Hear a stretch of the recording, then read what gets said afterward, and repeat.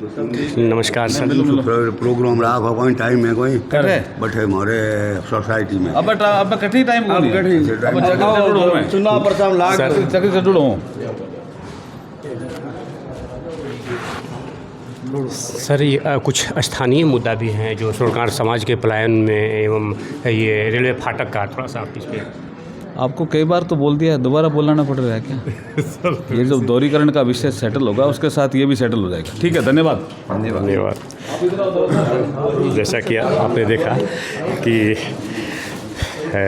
कानून मंत्री अर्जुन राम मेघवाल जी थे और बड़े ही बेबाकी से अपनी बात रखते हैं और यहाँ के जनता में काफ़ी लहर है कि इस बार मेघवाल जी को पुनः लाने हैं और बेजोड़ बहुत ही ज़बरदस्त बहुमत से इस बार के चुनाव वो जीतेंगे।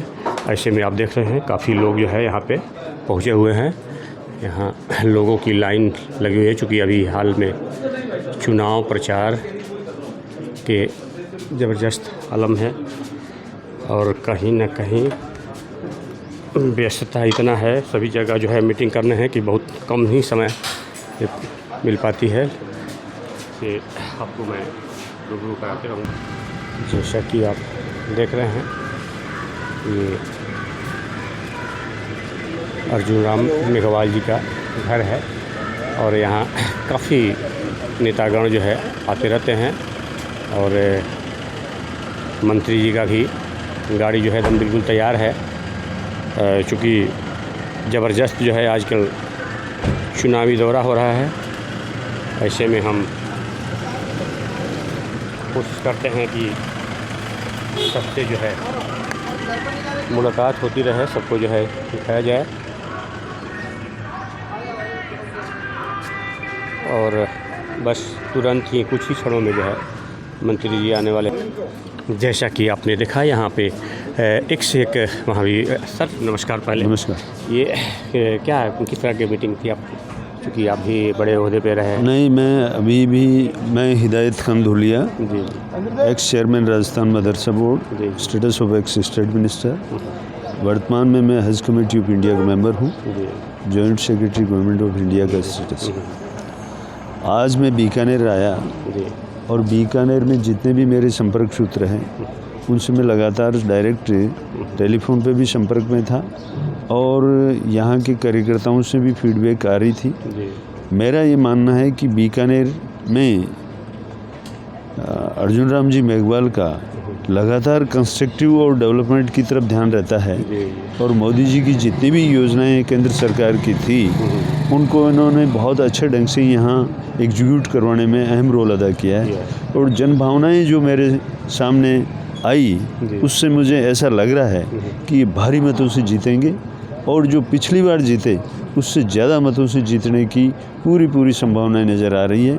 और अर्जुन राम जी मेघवाल जैसे व्यक्ति का बीकानेर के जनता का जनप्रतिनिधि होना एक जनता के लिए बहुत बड़ा सौभाग्य की बात है, क्योंकि इस प्रकार के जुझारू सांसद जिन्होंने पहली दफ़े यहाँ से जीत के जाते ही केंद्र में एक अलग से पहचान बनाई केवल मेहनत पे, और इन्होंने निरंतर अपनी मेहनत को जारी रखा कि केंद्र में जितने भी पार्टी के पदाधिकारी थे उन्होंने इनकी तरफ स्पेशली नज़र रखी कि ये आदमी बड़े डिज़र्विंग है और इनके पास कुछ न कुछ जिम्मेदारी होगी तो राष्ट्रीय हित में बहुत बड़ा लाभ मिलेगा।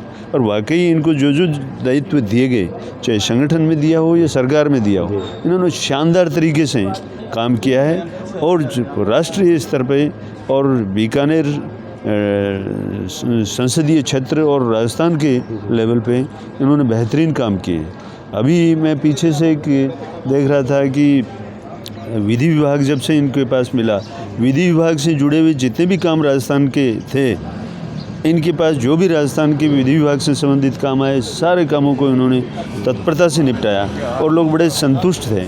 इसी प्रकार से ये वित्त राज्य मंत्री केंद्र में रहे तो उस टाइम वित्त से संबंधित जो भी राजस्थान की समस्याएं गई उनको इन्होंने प्रायोरिटी पे निपटाने की कोशिश की और उन कामों का जो रिजल्ट आया वो पूरे राजस्थान में, चाहे औद्योगिक क्षेत्र हो और टैक्स से संबंधित व्यापारियों की समस्याएं थी, उनमें निराकरण करने में इन्होंने अहम रोल अदा किया। तो मुझे यूँ पूरा भरोसा है कि अर्जुन राम जी मेघवाल यहाँ से भारी मतों से जीतेंगे। और आपके मीडिया के माध्यम से मैं बीकानेर लोकसभा क्षेत्र के मतदाताओं से अपील करूँगा कि इतने योग्य और कर्मठ समर्पित जो कार्यकर्ता आपके हैं अर्जुन राम जी मेघवाल, इनको जितना आप समर्थन दे करके भारी मतों से जिता सकते हैं वो बीकानेर लोकसभा क्षेत्र के हित में होगा। ये तस्वीर क्लियर हो चुकी है कि हिंदुस्तान में पुनः मोदी जी की सरकार बननी है और मोदी जी की सरकार में अर्जुन राम जी को फिर कोई बेहतरीन दायित्व मिलने वाला है। इसलिए मैं कह रहा हूँ कि बीकानेर के जो लोग हैं वो कोई चूक नहीं करें। जो मोदी जी का नारा है अब की बार 400 पार, उसमें कोई इफेंट बट नहीं है। वाकई पूरे देश की जनता 400 से ज़्यादा एनडीए को सीटें देने में तत्पर है। इसलिए बीकानेर की जनता से मेरी अपील है कि वो किसी भी प्रकार की चूक नहीं करें और अर्जुन राम जी को भारी मतों से जिता करके भेजें। यही